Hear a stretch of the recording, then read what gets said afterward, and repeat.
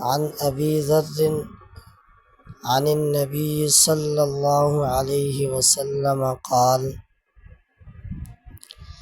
ثلاثة لا يكلمهم الله يوم القيامة ولا ينظر إليهم ولا يزكيهم ولهم عذاب أليم قال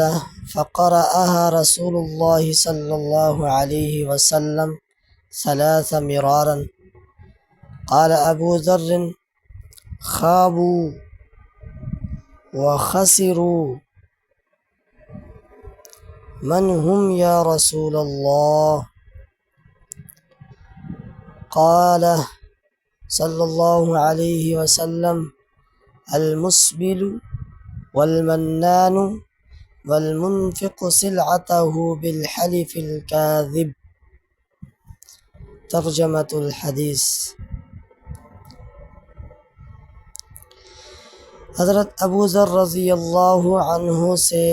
اور انہوں نے نبی صلی اللہ علیہ وسلم سے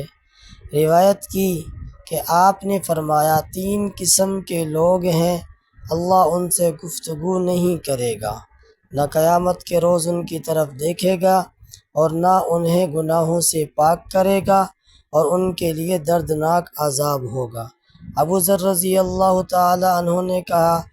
آپ نے اسے 3 دفعہ پڑھا، اور ابو ذر رضی اللہ تعالیٰ عنہ نے کہا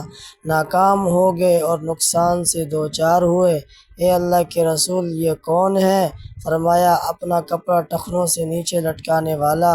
احسان جتلانے والا اور جھوٹی قسم سے اپنے سامان کی مانگ بڑھانے والا۔